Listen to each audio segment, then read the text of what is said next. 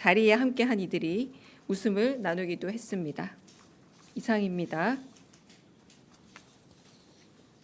네, 질문 받겠습니다. 네. 네, 안녕하세요. 한국일보 우태경입니다. 일단은 유흥식 추기경께서 전달하신 A4 3장짜리 문서에 어떤 내용들이 있는지 간략하게라도 조금 소개를 부탁드리고 싶고요. 또 유흥식 추기경께서 그 교황청 방문 그리고 교황 면담을 이제 대통령께 조금 건의드린 걸로 아는데 이와 관련해서는 좀 앞으로 추진이 어떻게 될 것 같은지 말씀 좀 부탁드리겠습니다.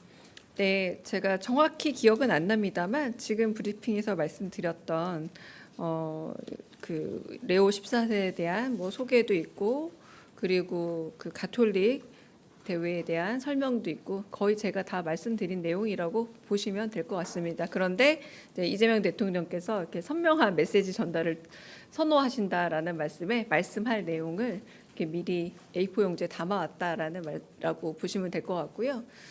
두 번째는 오늘은 그렇게 접견을 하고 담소를 나누는 자리였다 보니까 서로 이렇게 언제 한번 뵀으면 좋겠습니다라는 바람을 전달하는 정도였고 구체적인 내용들은 오가지 않았습니다. 그리고 2027년 가톨릭 세계 청년 대회가 한국에서 열린다면 아주 특별한 일이 없는 한 아마 교황이 오시게 될 거다. 뭐 요 정도 얘기를 일단은 전했습니다.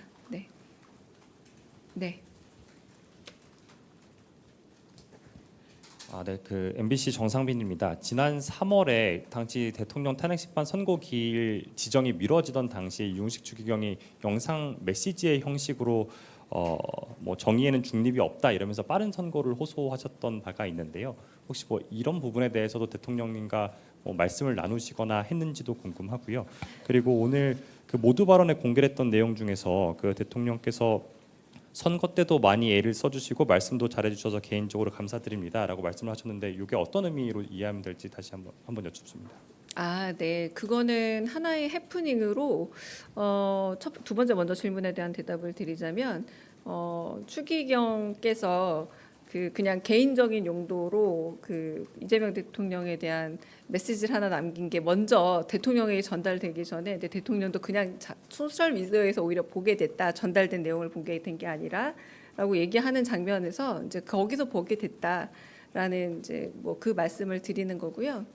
그리고 제가 지금 정확하게 그 더블 쿼트라고 하기보다 결국은 그 중립이 오히려 더 위험할 수 있다라는 요지의 말씀을 했습니다. 그러면서 이제 정치인을 위해 기도하지 않으면 비판해서 안 된다라는 말과 함께 정치는 행정력과 행위력을 가지기 때문에 우리가 느끼는 삶의 진짜 어려움을 해결하는 것이라 매우 중요한 영역이다. 그래서 정치라는 것에 대해서 굉장히 이 하느님의 일단 그 추기경의 말씀에 하느님의 판단과 사랑과 나눔에 대해서 드릴 수 있는 기도를 드려서 정치인들이 그렇게 행할 수 있게 하는 게 성직자의 의무다. 그래서 아까 말씀드린 정치인을 위해 기도하지 않으면서 비판해서 안 된다라는 말과 함께 아까 질문하신 것처럼 중립이라는 것이 양비로는 옳지 않다라는 표현을 썼습니다. 성직자라고 하더라도 종교계도 양비로는 옳지 않다라는 표현을 썼습니다. 이 부분이 그 추기경께서 하신 말씀입니다. 네, 양비로는 옳지 않다. 네. 네. 네, 안녕하십니까. SBS 비주 우영준입니다. 그 오전 브리핑 때 말씀하시긴 하셨는데 그 미국과 관세 협상 데드라인이 내일까지여서 혹시 대통령실에서 현재 시점으로 파악하고 계시는 좀 진전된 상황들이 있는지 또 어떻게 대응할 예정이신지 여쭙습니다. 네. 지금 위성락 안보실장께서 가서 관세 및 뭐 정상회담 관련된 논의들을 할 것이라 예상은 되지만 그 결과에 대해서는 돌아오시고 안보실장께서 직접 브리핑을 하게 될 듯합니다. 중간중간에 보고 내용이 어떤 식으로 되고 있는지도 좀 확인하기는 어렵고요. 아마 결론적인 브리핑은 마지막에 이루어질 것으로 보입니다. 다른 질문 있으실까요? 네.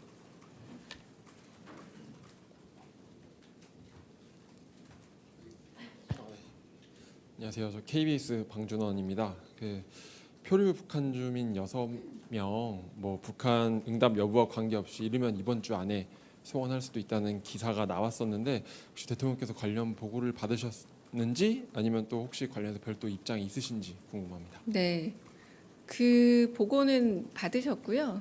그리고 뭐 기사도 이미 실려 있는데 다만 아쉬운 것은 지금 그 송환이 되기 전에 기사가 나온 부분은 좀 약간 아쉽다라고 표현할 수 있을 것 같아요. 개인적으로. 그런데 인도주의적인 차원에서 단순히 그 표류를 하다가 분사 분계선을 넘은 경우라면 그리고 그럼으로 인해서 가족과 생업이 모두 있는 고향으로 돌아가길 바란다면 이 부분에 있어서는 만약에 여러 가지 검증 결과가 문제가 없을 때 그렇다면 본인의 의사를 따라주는 게 좋지 않겠느냐라고 대통령께서 말씀하신 부분도 이미 있었습니다. 네. 네. 예, 그 방송 SBS 강청환 기자라고 합니다. 그 네. 방송 3법 관련해서 그 오늘 과방위 통과했는데 그 아까 과방위 그 회의에서 이진숙 방통위원장이 이제 대통령께서 방통위원을 만들라고 하셨다. 방송 3법에 대한. 그러니까 최민희 위원장께서 뭐 대통령실에 확인해 봐라 이렇게 하셨고 김현 간사께서는 이게 방송 3법이 아니라 방송 개혁과 관련한 방통위 개혁안을 만들어 보라는 거였다. 뭐 이렇게 이제 논란이 오갔는데 그 사실관계가 좀 정확히 어떻게 되는지 좀 여쭙습니다. 네, 모든 발신 메시지는 수신자의 오해도 가능할 수 있다는 생각이 일단은 제 개인적으로 좀 들고요. 일단은 아침에 제가 브리핑했던 것처럼 방송 3법에 관해서는 더 많은 방송을 사용하고 있는 국민들, 방송의 소비층이라고 할 수 있을 국민들이 공감할 수 있는 방송에 대한 방송통신위원회에 대한 존립 근거가 필요하고 한편으로 그런 거버넌스가 마련되어야 된다라는 건 대통령의 평소 생각이십니다. 이 평소 생각을 저희는 하지만 입법기관이 아닙니다. 그러므로 인해서 입법과 행정이 분리되어 있는 3법 분리 과정에서 당연히 입법권을 존중하고 국회와 소통하기도 하고 하지만 국회 법안에 대해서 저희가 개별적인 의견을 내는 것은 꼭 적합하진 않다라고 생각을 하는데요. 그 제가 기억하기로는 그 지시라고 보기는 업무 지시라는 표현을 썼더라고요. 근데 지시라고 하기보다 의견을 물은 쪽에 더 가까웠다. 이건 제 주관적인 해석이긴 합니다만 이제 그런 부분에서 덧보태고 싶은 거는 아까 말씀드린 것처럼 입법에 의해서 그 거버넌스가 결정이 된다면 방송통신위원장으로서 입법기관인 국회와 더 긴밀히 소통해야 하지 그 계획안과 기획안을 대통령에게 보고하는 것은 차우순이 아닐까라고 개인적으로 생각을 하고요. 충분한 입법기관과의 논의가 있을 만한 시간적 여유가 꽤 있었던 걸로 압니다. 근데 그 부분에 있어서 입법기관을 패싱하지 않는 것이 오히려 대통령께서 말씀하신 선출된 권력에 대한 임명된 권력의 존중감을 보여주는 하나의 태도가 아닐까라는 생각이 들기도 합니다. 개인적인 의견입니다, 모두. 네. 네. 네, 가톨릭 평화방송 윤재선 기자입니다. 그 이재명 대통령님이 올해 안에 교황청을 방문해서 레오 14세 교황님을 만나 뵐 것인가 이게 좀 관심인데요. 오늘 만남에서는 이 방문 시기와 관련해서 어떤 조율하신 게 있는지, 대통령실과 교황청 간의 조율이 지금 이루어지고 있는 건지 좀 말씀해 주시면 고맙겠습니다. 네. 오늘은 그 접견이라는 말이 더 적합한 정도의 만남이었고요. 그 추후 고려해 볼 수는 있으나 오늘 그렇게 구체적인 내용들이 오간 자리는 아니었습니다. 네네. 네. 저 TV조선 최민식입니다. 번지수가 사실 조금 잘못된 것 같긴 한데 조금 전 브리핑에서 대통령께서 인천 계양 맨홀 사고 네. 관련해서 특단의 네. 조치 그러면 요 관련해서 노동부 2차관 신설도 이제 어느 정도 기정사실화된 거라고 볼 수도 있는 건가요? 글쎄요. 그 부분에 대해서는 제가 전혀 아직 파악된 바가 없기 때문에 조금 파악한 이후에 답을 드리겠습니다. 다른 질문 없으시면 네. 네, 오마이뉴스 김경련 기자인데요.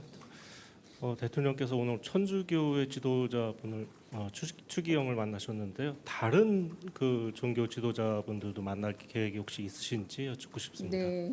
계획이 있는 걸로 알고 있고요. 그 엠바고 관련상 문제가 없다면 아마 엠바고를 걸고 아마 공지는 이루어질 것으로 알고 있습니다. 네. 네, 마지막 질문 받겠습니다. 네.